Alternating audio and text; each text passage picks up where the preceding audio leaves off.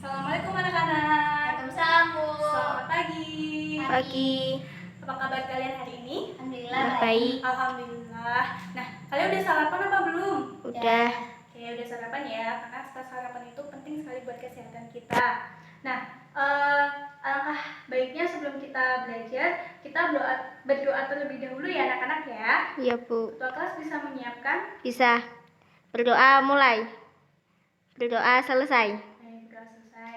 Nah, Ibu mau presensi ya anak-anak ya. Apakah ada hari ini yang nggak berangkat sekolah? Nggak ada, Bu. Oke, Ibu tetap presensi ya. Ya. Naila, Hadir. Iza, Hadir. Putri. Hadir. Oke, hadir semua ya. Alhamdulillah. Nah, anak-anak masih ingat nggak kemarin itu kita belajar tentang apa sih? Enggak, Bu. Nggak apa-apa, Ibu ingatkan lagi bahwa kemarin itu kita belajar tentang stratifikasi sosial dan diferensi sosial. Nah, hari ini kita akan belajar sosiologi, yaitu tentang harmoni sosial dan dinamika masyarakat Indonesia. Anak-anak bisa disiapkan ya alat tulis dan buku paket sosiologinya. Ya, Bu. Oke, udah semua ya anak-anak ya? Ya.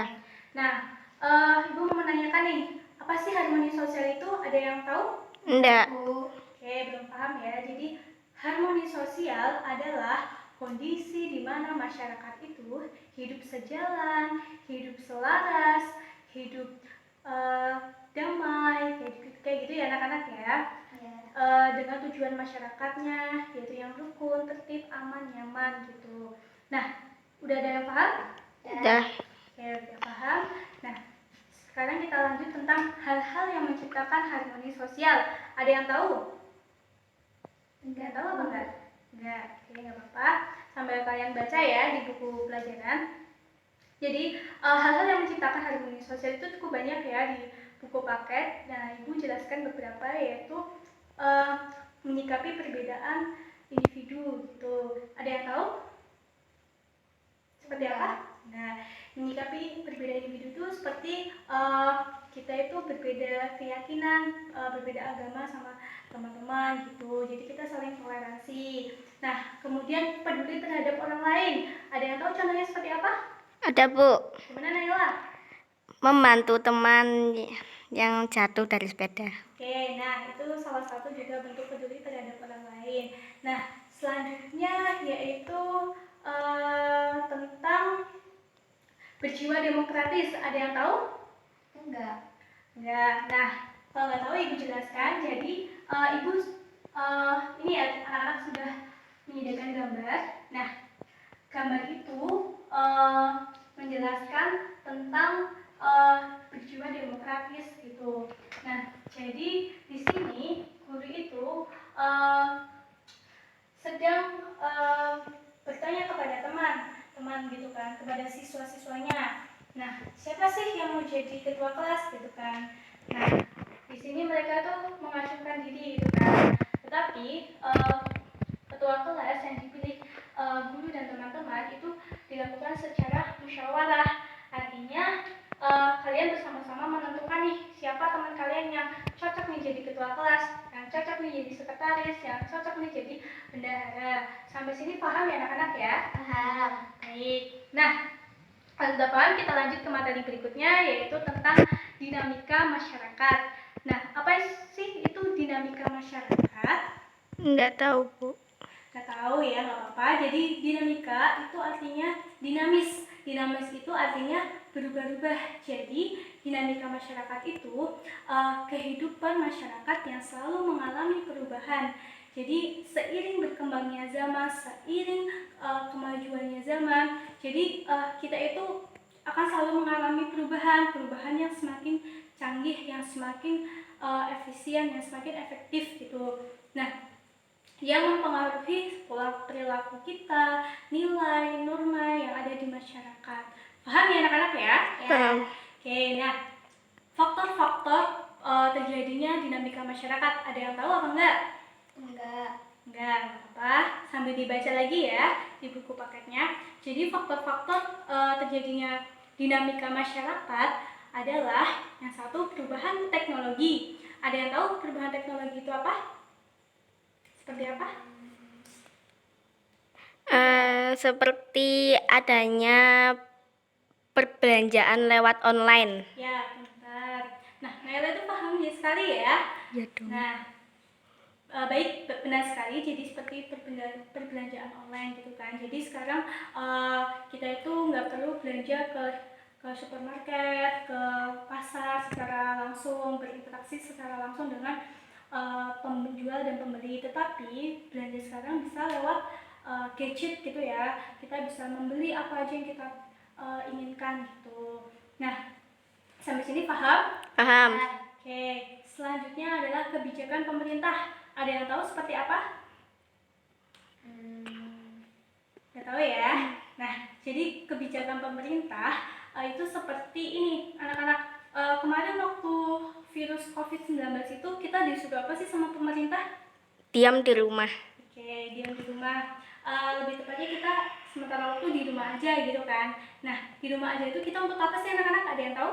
Untuk mencegah penyebaran virus corona. Ya, pintar sekali. Iza pintar sekali ya. Nah, jadi kita sementara waktu untuk social distancing.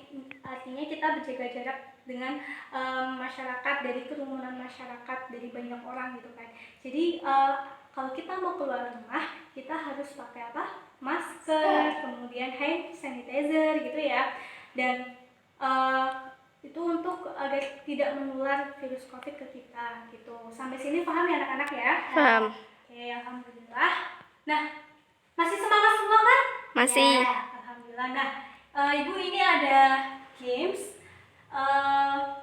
Gamesnya ini yaitu mengasah pengetahuan kalian dari yang materi Ibu sampaikan tadi. Nah, di sini Ibu ada menyiapkan beberapa amplop gitu kan, amplopnya warna-warni gitu kan. Nah di sini adakah yang mau berani untuk mengambil contoh-contoh materi yang Ibu ajarkan tadi? Saya, Bu. Ya, Iza.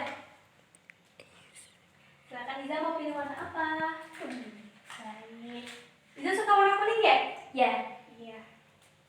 Coba dibacakan Iza dapat tentang apa? Kebijakan pemerintah. Iya, kebijakan pemerintah. Coba seperti apa? Seperti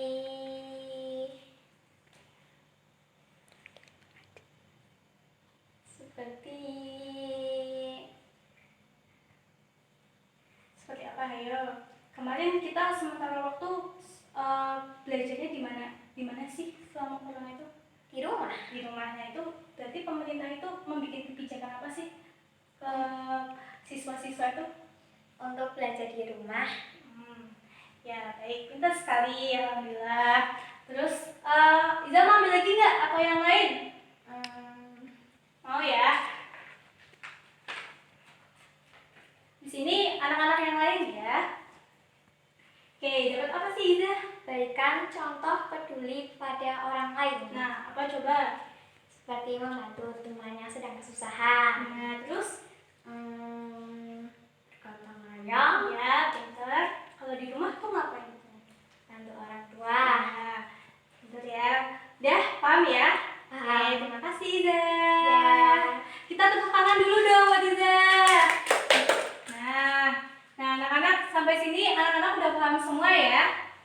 Nah, jadi Ibu akan menyimpulkan, memberi kesimpulan pada materi pada hari ini, yaitu kita itu sebagai di masyarakat itu kita sebagai makhluk sosial. Artinya kita sebagai makhluk sosial itu kita hidup membutuhkan orang lain, kita hidup bersama banyak orang gitu kan. Jadi kita itu saling bergotong royong, saling membantu, saling berinteraksi dengan orang yang banyak gitu.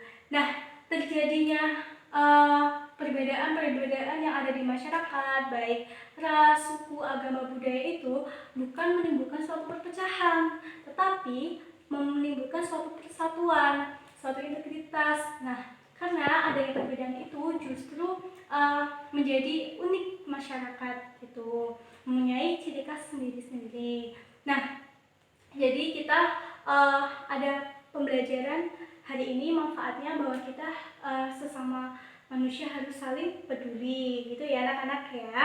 Ya, Paham? paham. Nah, ada yang ingin ditanyakan? Enggak. Enggak. Ya.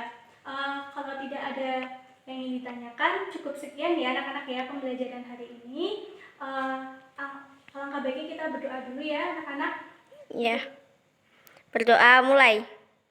Berdoa selesai. Oke. Nah, semoga apa yang materi yang tadi disampaikan bermanfaat ya, baik dalam awal pembelajaran dan akhir pembelajaran kita berdoa untuk mengucapkan syukur kepada Tuhan Yang Maha Esa. Nah, Ibu tutup ya anak-anak ya.